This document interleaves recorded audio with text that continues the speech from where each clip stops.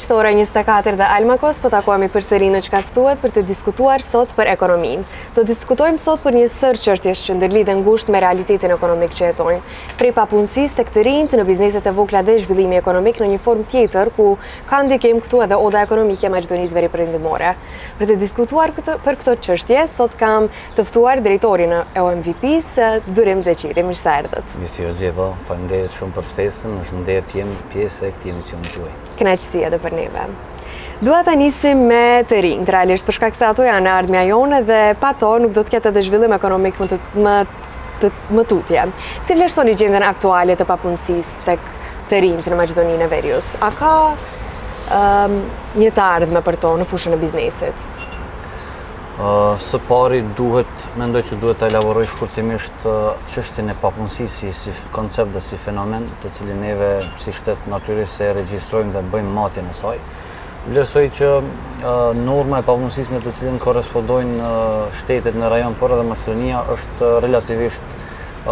e lartë në raport me shtetet, me mesatarën e Bashkimit Evropian, mirë po përsëri duhet të shqyrtuar edhe një aspekt tjetër i cili e demanton këtë normë për 11%, e ajo është ekonomia informale, të cilën e kemi më të lartë në rajon dhe më gjërë. Dhe duke pasur parasysh që ekonomia informale jona dikun i kushton shtetit apo ka një vlerë monetare prej dikun 4 miliardë gjys, 5 miliardë euro në nivel jetor apo 32% të GDP-s, kjo tregon që norma e papunësisë është pak më e ulët se sa që flasin të dhëna statistikore, zyrtarit normal. Dhe vlerësoj që shteti duhet në këtë formë t'i qaset këtij problemi, duke identifikuar njëherë sa është reale situata apo jo, e më pas të krijoj politika makroekonomike të mirëfillta në bashkëpunim me biznesin normalisht, për shkak se e dim që dhe këtu do ndërlidhe me pyetjen sidomos tek të rinjt, e dim që informaliteti i lartë shkakton një normë të lartë të konkurrencës jo lojale. Dhe dëmi të cilën e shkakton konkurrencia jo lojale është pikërisht dëmi të cilën të rinjt e shohin në përditshmërinë e tyre, sidomos në tentativat e tyre të para të kyçjes në biznes. Dhe këtë e themi për ato të cilët mundohen të futen në biznes për herë të parë. Nuk flas për ato të cilët një herë punësojnë në sektorin privat, marrin një know-how dhe pastaj kyçen, po flas për ata të cilët për herë parë provojnë dhe mundohen që të krijojnë atë sistem, të aplikojnë sistemin e vetpunësimit, ku nëse më lejohet për një analogji të shkurtë ta bëj, për shembull aspektin demografik nëse e shtrojmë në tavolinë dhe shohim që Slovenia në atë plan është pothuajse identike me Maqedoninë e Veriut, pra me numër të banorëve dhe kështu me radhë, mirë po norma e vetpunësimit është shumë e lartë atje pikërisht për këtë fakt. Pra i kemi dy elemente të cilat e bëjnë Sloveninë historie të suksesit në këtë pikpamje. Elementi i parë është zhvillimi i barabartë rajonal i skajshëm, pra nuk ka shumë dallim mes një qyteti në periferi të shtetit dhe në raport me kryeqytetin, siç është rastin e Maqedoninë e Veriut, ku të dhëna zyrtare tregojnë që 67% të GDP-s e prodhon Shkupi dhe pastaj pjesën tjetër e prodhojnë qytetet tjera apo regjionet tjera. Dhe kjo është një disbalancë i cili shkakton këtë çrregullsi. Dhe e dyta është konkurrenca jo lojale, e cila pastaj lidhet me atë trekëndshjen e famshëm siç është i njohur, pra korrupsioni, konkurrencia jo lojale dhe informaliteti i lartë. Dhe mendoj që nëse njëra prej këtyre hiqet apo eliminohet, të dyja do të binë gradualisht vetë, dhe mendoj që kjo duhet jetë qasja institucionale. Sa i përket të rinjve, ne si odë ekonomike e Maqedonisë Veriperëndimore kemi qenë çdo herë koshient në këtë pikpamje, për shkak se e dim që konkurrenca e re sjell cilësi dhe ul jo produktivitetin e kompanive aktuale, dhe kjo do t'i ndihmonte edhe kompanive aktuale të suksesshme që të përmirësojnë aspektin e konkurrenshmërisë së tyre, me qëllim që nesër në rast se neve si shtet inkuadrohemi në Bashkimin Evropian, do të mundemi të bëjmë ballë ose konkurrencë të hatashme që vjen nga atje, për shkak se e dim që inkuadrimi në Bashkimin Evropian nuk do të thotë gjithçka që është e mirë dhe hapën dyrë, por duhet kemi parasysh për një konkurrencë që do të na vijë pastaj për shkak se edhe për ata do të jetë një tregëri ku do të mund të penetrojnë. Andaj vlerësoj që institucionet duhet të kenë parasysh këtë segment me qëllim që përmes tyre të inkuadrohet një konkurrencë, një frymë e re ide të reja, për shkak se e dim që gjeneratat e reja janë më inovativ dhe elementi tjetër i cili duhet potencuar gjithashtu është fakti se nëse neve nuk i inkuadrojmë të rinjt, do të rrezikojmë që ata të shpërngulin nga vendi ynë dhe për këtë arsye biznesi, sektori i biznesit në bashkëpunim me qeverinë dhe me institucionet duhet të gjejë një zgjidhje, për shkak se biznesit i duhet qeveri e fuqishme, qeverisë e fuqishme i duhet një rini me potencial dhe me kushte të mirëfillta për të zhvilluar biznesin. A ka ndonjë iniciativë të ndërmarrë nga OMVP-a konkrete në këtë drejtim? Të gjitha ato anomali të cilat i potencova më herët, neve i trajtojmë, madje edhe në çdo cikël zgjedhor neve i ftojmë të gjitha partitë të cilat garojnë në masinë e veriut për të trajtuar këto probleme dhe mundohemi që të njëjtat të inkuadrojmë në platformat e tyre garuese në masinë e veriut. Por çfarë duhet potencuar është se neve si OD u kemi mundësuar që startup bizneseve të ndërlidhim me bizneset tona dhe të shërbehen me shërbimet e OD-s falas, duke u dhënë 3 vitet e para abonimin apo antarësimin falas. Ndërkaq e dim që oda ekonomike e mashinisë së veriut është, këtë e them me shumë modesti, por është një realitet i pakontestueshëm. Oda jonë është oda më aktive këto 3-4 vitet e fundit në mashinë e veriut, por edhe më gjerë. Dhe vlerësoj që rjetëzimin të cilin e mundsojmë ne si institucion të bizneseve ndër me drejti nuk mund ta bën dot asnjë institucion tjetër në atë nivel, dhe vlerësoj që të rinjt duhet të shfrytëtojnë mundësitë të hapin biznesin e tyre, të antarësohen në odën tonë, të shfrytëzojnë falas të gjitha shërbimet të cilat ne i japim dhe të shfrytëzojnë ekspertizën të cilën e kemi, e pastaj edhe të rjetëzohen me bizneset e suksesshme, për shkak se tani jemi më vetë në një fazë ku neve duam që të bëjmë ndërlidhjen mes korporatave të fuqishme dhe startupeve të reja, që korporatat e fuqishme të mos angazhojnë kapacitete shtesë për punë të caktuara, por të marrin outsourcing kompanitë e reja të cilat janë në zhvillim të sipër. A mendoni që është i rëndësishëm punësimi do të kisha thënë të rinjeve fillimisht nëpër sektore private para se të marrin rrezikun për të hapur bizneset e veta? Mendoj që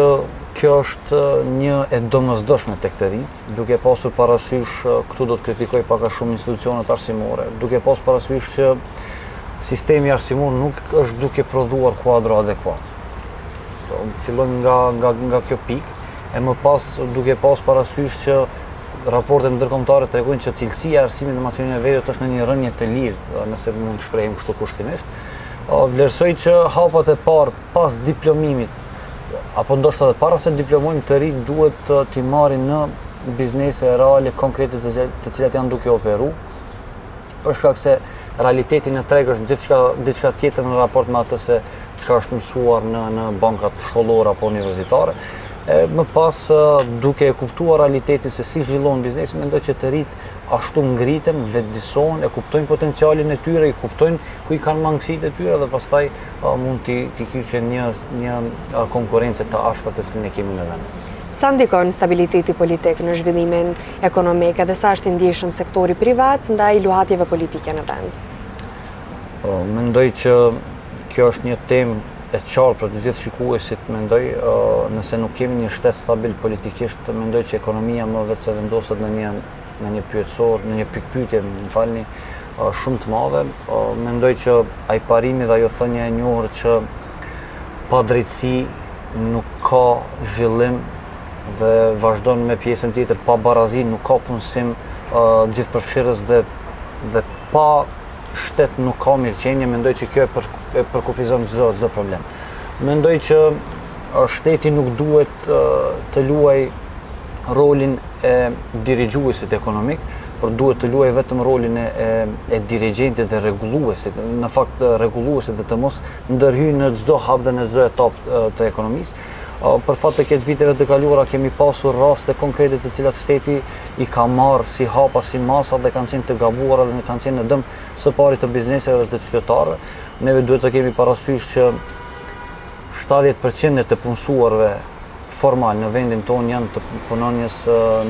të cilët janë në sektorin privat. Është mit ajo që thuhet që shteti është punëdhënësi më i madh, ne e dimë që në shtet diku 140.000 punonjës janë, ndërkaq 650.000 janë në sektorin privat. Dhe kjo tregon që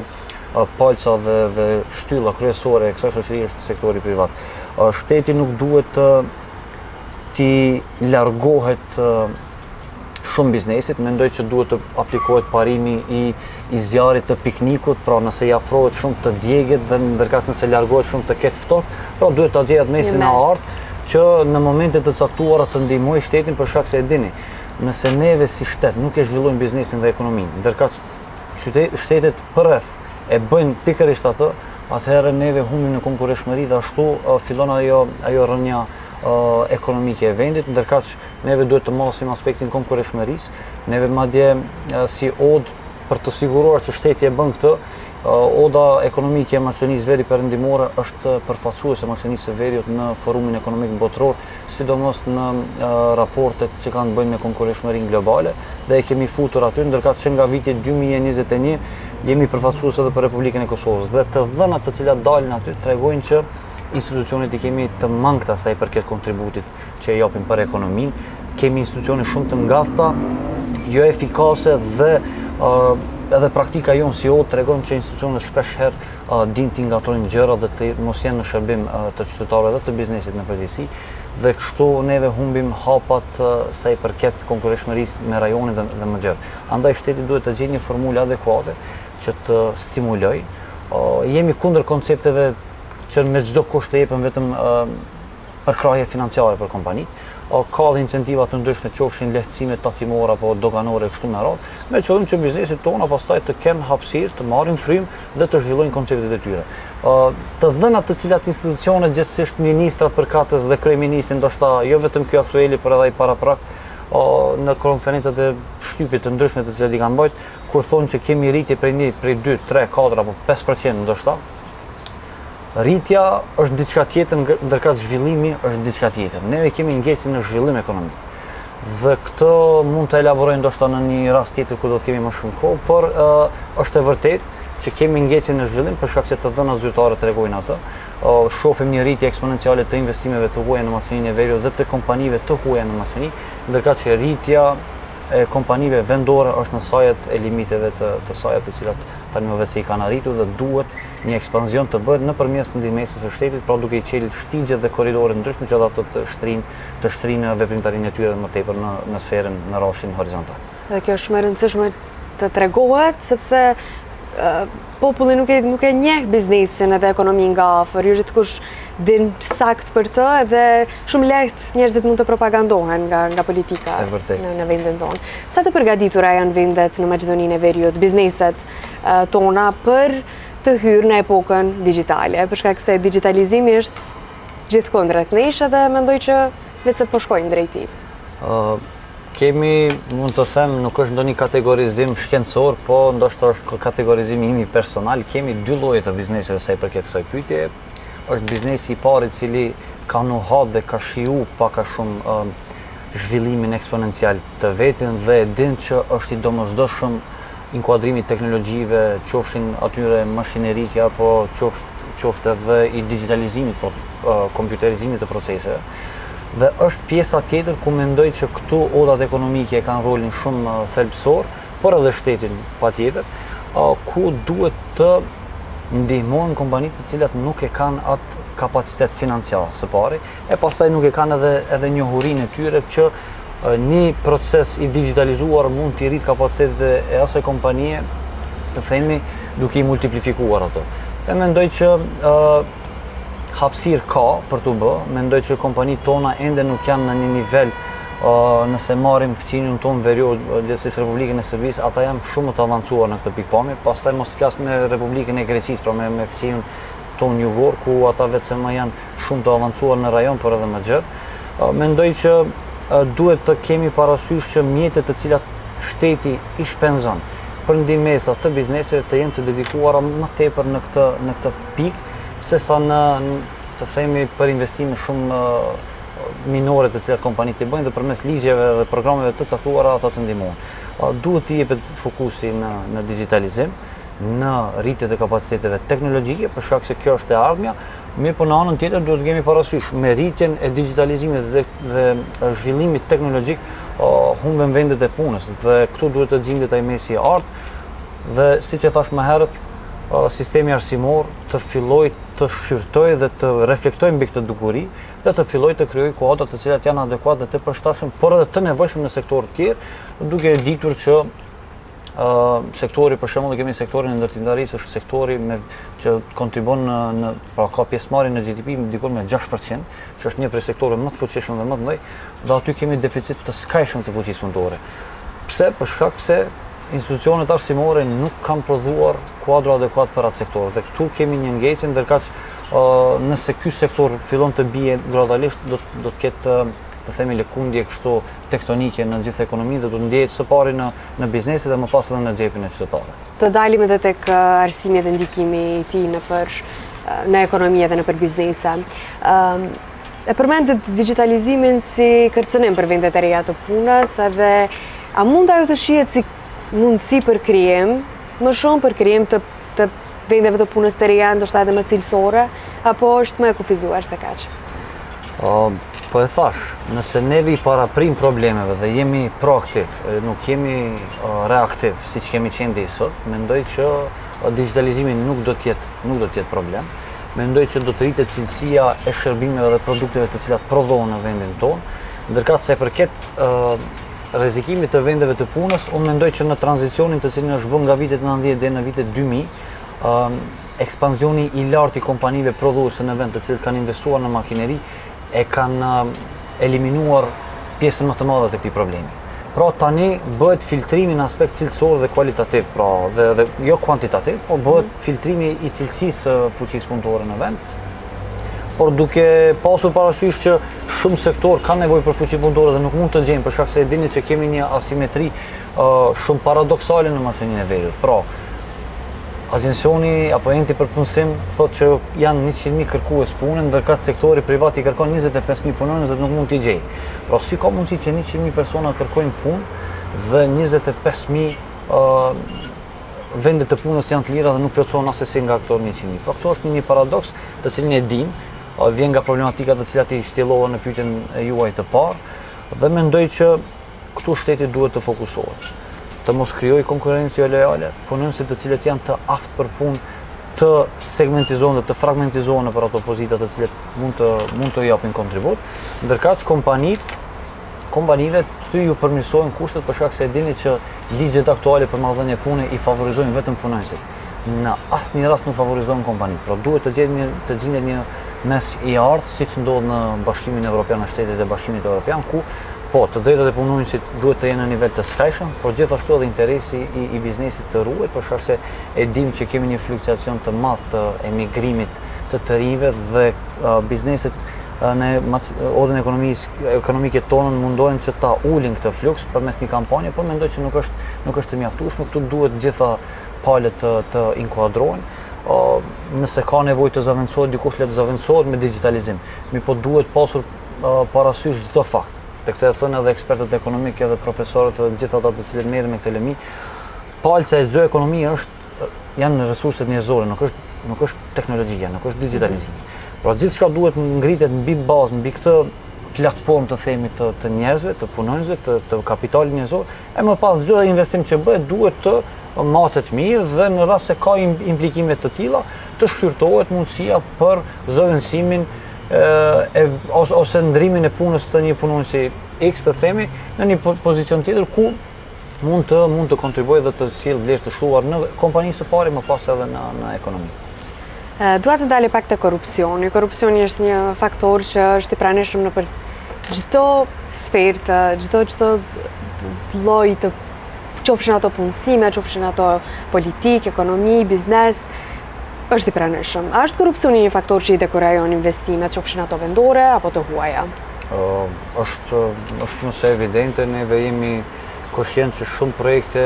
të investimeve janë ndërprer pikërisht për këto barriera. Tash nuk është se korrupsioni është shumë haptazi i paraqitur, por është i kamufluar me procedura administrative. Procedurat administrative sa janë të mira, janë paqe dhe të këqija për shkak se e bëjnë këtë kamuflim dhe këtë mbulim të hiljeve të cilat ndodhin në prapavi. Dhe mendoj që kostën e këtij korrupsioni të lartë jemi duke e paguar, por nuk jemi koshient për shkak se për fat të keq si shtet nuk e kemi provuar asnjëherë se si është të jetojmë në një ambient me korrupsion të ulët. Do të kemi parasysh se korrupsioni është gjithandej edhe në Bashkimin Evropian edhe në shtetet më të zhvilluara. Po norma e korrupsionit është s'ka shumë e ulët në raport me atë se çfarë shohim këtu. Raportet të ndryshme tregojnë që kemi korrupsion të lartë dhe kjo është një e njohur, një fakt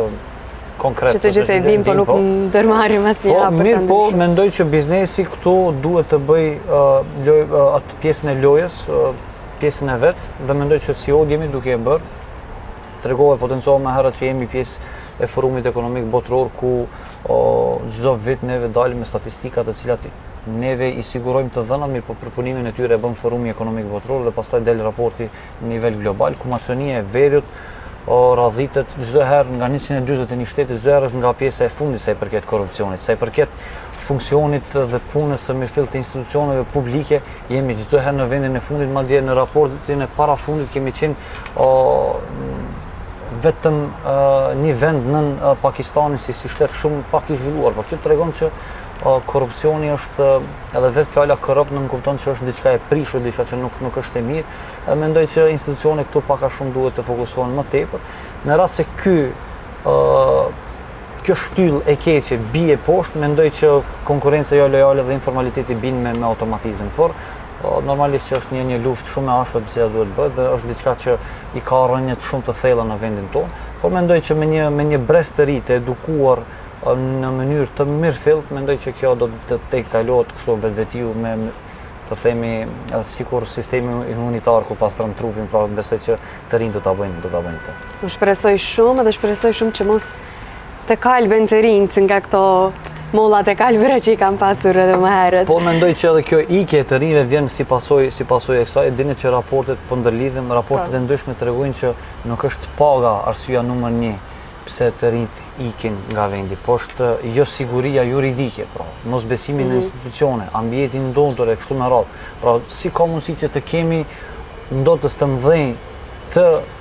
ajrit, të ambientit dhe shtetit të mos ndërmerr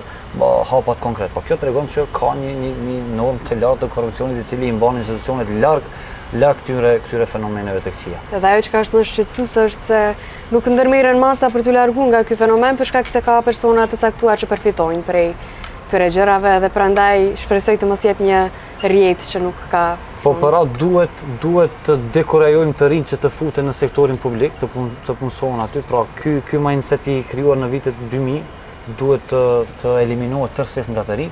dhe të fillojnë të rinj, pra të hapin bizneset e veta, le të përballen me problemet, le ta kuptojnë se çfarë padrejti u bëhet gjithë të rinjve, jo vetëm një apo dy persona,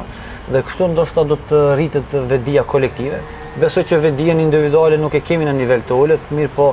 ajo kolektive është e cila është duke na penalizuar skajshëm. Dua të rikthehem prapë tek arsimi, për shkak se prej aty edhe vet fillon edukimi edhe më pas vazhdojmë në profesionet tona të caktuara mbi të cilat ekonomia është një faktor shumë i rëndësishëm. A ekziston bashkëpunim midis OMVP-së dhe institucioneve arsimore për të parafruar ndoshta kurrikulën me nevojat e tregut të punës, apo është kjo një iniciativë që duhet ndërmarrë? Së fundmi kemi dritën jeshile që do të kemi një bashkëpunim.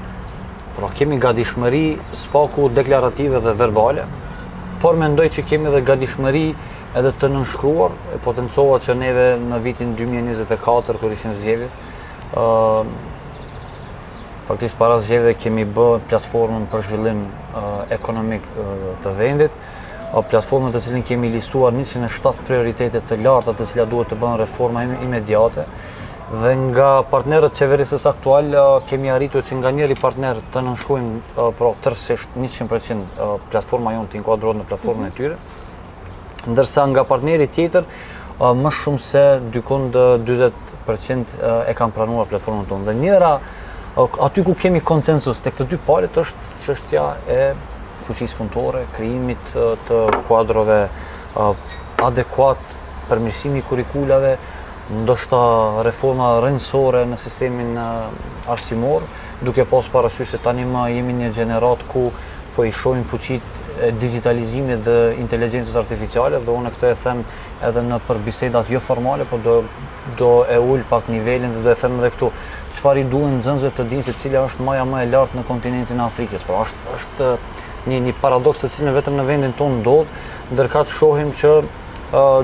të gjitha informacionet e nevojshme për të funksionuar një kompani, ndoshta një institucion, gjenden në Google dhe në AI platforma. Dhe kjo tregon që jemi shumë të mangët në proceset e transformimit, jo vetëm në arsim. Unë kam argumente të shumta për çdo aspekt tjetër ku neve çalojmë. Po me që u hap tema për arsimin, mendoj që këtu duhet të bëhen reformat rrënjësore. Kemi iniciativa dhe tendenca të ndryshme nga shtete partnere, siç është Zvicra, Bashkimi Evropian, shtetet e Bashkimit Evropian të na ndihmojnë, pra planifikojnë grante të ndryshme, por jashtë institucionet nuk janë të gatshme të. Kjo është përshtypja ime, tash po flas si Durim Zeqiri, nuk po flas si përfaqësues i Odës, por unë mendoj që të gjithë këtë përshtypje të cilën e kam krijuar ndër vite e kam të bazuar dikon në fakte dhe në argumente. Mendoj që në këtë pikpamje duhet qytetarët, duhet bizneset, por edhe institucionet gjithsesi Ministria e Arsimit dhe institucionet akademike të ulen të bashkëpunojnë. Sa i përket bashkëpunimit me institucionet akademike, unë e kam nder dhe privilegj në emisionin tuaj të tregoj që Oda Ekonomike e Maqedonisë Veriperëndimore ka kontribuar shumë, sidomos në periudhën e fundit, madje edhe kemi kontribuar edhe financiarisht ku bizneset anëtarë të Odës kanë financuar ndërtimin dhe renovimin e hapësirave shkollore të hapësirat universitare të Universitetit Nën Tereza, dhe kjo është një gjë për t'u lëvduar dhe kjo tregon gatishmërinë e biznesit se ata janë të gatshëm për të kontribuar. Mirë, po në rast se nuk ka pala tjetër gjithsesi institucionet gatishmëri, çdo tentativë është jo formale dhe në jo formalitet nuk arrit asgjë. Cilat janë profesionet apo sektorët ku mungesa e fuqisë së kualifikuar ndihet më shumë? Kemi sektorin e ndërtimtarisë, ku kanë çdo ditë më tepër nevojë nga ato, të themi, nga arkitektët, nga aspekti administrativ, pra nga zyrat administrative deri tek ato të cilët janë operativ dhe operojnë dhe ndërtojnë objektet. Kemi sektorin e turizmit, i cili po ashtu ka mangësi të mëdha për dy shkaqe. E para është migrimi i punonjësve dhe e dyta është konkurrenca e hatashme e cila është krijuar nga për ato punëtorë po flas, nga shtetet e regionit, e dini që të rinjt verën nuk e presin të punojnë në Strug apo Orë, po shkojnë në Kroaci, Shqipëri e kështu me radhë. Dhe mendoj që atë që e thash më herët e konfirmon kjo tani që po e them, neve duhet të jemi konkurrues në raport me shtetet tjera. Në rast se nuk ndodh kjo, e dim se çfarë na ndodhi me Ballkanin e hapur. Pra, të gjithë punonjësit të cilët kishin të drejtë të qarkullojnë lishëm mes tre shteteve të këtij koncepti, dikun 70% aty me punonjësve i mori Serbia, për shkak se ata kishin konkurrencëshmëri më të lartë, kishin paga më të mira se Maqedonia dhe Shqipëria, dhe kush pësoi më së shumti? Pësoi Maqedonia, e dyta aty në mes ishte Shqipëria, por përsëri mund ta konsiderojmë edhe atë humse. Dhe kjo është ajo piknisja nga ku duhet të fillojë çdo ide dhe nga ku duhet burojë çdo iniciativë. Sa është mit dhe sa është realitet ideja se të rinjt mund të zhvillojnë vetë ekonominë përmes iniciativave të veta? Kjo nuk është as pak mit. Neve në Odën Ekonomike të Maqedonisë Veriperëndimore kemi shumë anëtarë të cilët kanë qenë startupe dhe tani janë startupe, mirë po performanca e tyre, të themi afariste, është për çdo lëvdat. Mendoj që të rinjt nuk duhet asesi të dekurajohen për t'u kyçur në tregun afarist të vendit, por përkundrazi shohim se ka një rritje, mirë po ka edhe disa statistika tjera të cilat janë pak a shumë shqetësuese që tregojnë që 80% të kompanive nuk e festojnë 4-vjetorin e tyre. Pra hapet kompani e re dhe 80% e tyre nuk e festojnë 4-vjetorin, që na kupton se kemi një problem i cili është cerebral, duhet të hulumtohet mirë, edhe për aty kam të dhëna, por për shkak kohës nuk do marr shumë kohë. Dhe duhet të inkurajojmë bizneset e reja, bizneset aktuale, ekzistuese që ti ndihmojnë ato. Tregova që jemi në procese sipër të krijimit të një koncepti për një projekt të ardhshëm ku do t'i ndërlidhim bizneset e reja me këto aktuale, që këto aktuale të gjejnë shërbime më të lira dhe më të shpejta, ndërkaq bizneset e reja të mos rrezikohen nga mos gjendja e klientëve potencial, por të shërbejnë biznese më të mëdha dhe kështu të bëhet etablimi i tyre në treg. Mendoj që oda ekonomike e Maqedonisë Veriperëndimore është treguar dhe është dëshmuar si partnere e denjë për bizneset e reja. Dua të shfrytëzoj rastin që t'i ftoj të gjithë ata të cilët kanë një biznes ide të hapin, të inkurajojmë të shohim se çfarë grante dhe çfarë mjete financiare mund t'ju sigurojmë ne si orë, por edhe gjithashtu të ndërlidhemi me biznese tjera, të japim ekspertizën tonë dhe mbështetjen tek institucionet të cilën neve mendoj që e bëjmë më së miri në vend. Sa është e vështirë për bizneset e vogla që të sigurojnë financime, resurse të financave në fazat e hershme? Mendoj që qasja në financa si problem është zvogluar, ekziston ende, është aktual, mirë po është zvogluar s'kaqshëm dhe mendoj që tani më qasja në financa është më e lehtë, duke pas parasysh që kemi një liberalizim të tregut financiar shumë më të madh se sa që ka qenë më herët pra viteve 2019 e kështu me radhë. Tani qasja është më e lehtë, mirë po ajo çfarë duhet theksuar është se kemi edhe institucione shtetore të cilat ndihmojnë, pra dini që tani sapo aprovua edhe plani operativ i Agjencionit për Punësim, ku do të ketë grante për kompanitë e reja, për të rinjt të cilët dëshirojnë të hapin bizneset e tyre. Mirë po, e thash më herët, duhet së pari të kemi një ekspertizë, një përvojë në bagazhin tonë, me qëllim që në momentin që hapet një biznes, fillimet gjithsesi do jenë të vështira, mirë po mendoj që ajo gryka e ngushtë e 2 apo 3 viteve të para te kalohet më lehtë në rast se ka ekspertizë, në rast se ka mbështetje institucionale normal, dhe në rast se e dini ajo thënia popullore e famshme që udhëtimi në grup është shumë më i lehtë se sa udhëtimi vetanat. Dhe unë për atë i ftoj bizneset që të kyçen në odën ekonomike të Maqedonisë Veriperëndimore, që problemet e tyre, qofshin të startupeve, qofshin të bizneseve ekzistuese, të kanalizohen përmes një institucione dhe kështu do të ketë peshë, për shkak se e dini që ne si odë jemi përfaqësues të mbi 2000 kompanive dhe kur një problem parashtrohet tek institucionet në këtë pikpamje, atëherë mendoj që serioziteti është shumë më i lartë. Ndërsa sa i përket pyetjes suaj, mendoj që ka shumë grante të ndryshme vendore, por edhe të atyre të huaja të cilat u ndihmojnë bizneseve startup të marrin hapat e parë. Dhe oda ekonomike e Maqedonisë Veriperëndimore ju qëndron në dispozicion për t'i thithur dhe për t'i absorbuar ato mjete, duke pas parasysh që kemi një ekspertizë 2 dekadëshe ku mua dhe këtë vit neve festojmë 20 vjetorin në odës. Andaj, mendoj që qasja në financa nuk është shumë problematike sa është know-how, pra gjithsesi ekspertizën të cilën ata duhet ta kenë paraprakisht. Drejtori, unë ju falenderoj shumë për pjesëmarrjen sot. Ishte një kënaqësi kjo bisedë dhe mendoj që ishte shumë informative edhe për publikun. Vlerësoj që të kem qenë i frytshëm për ndëgjuesit e tuaj, por edhe shpresoj që kam dhënë një pasqyrë reale të ekonomisë tonë dhe të odës në përgjithësi se çfarë bëjmë ne si institucion. Faleminderit shumë.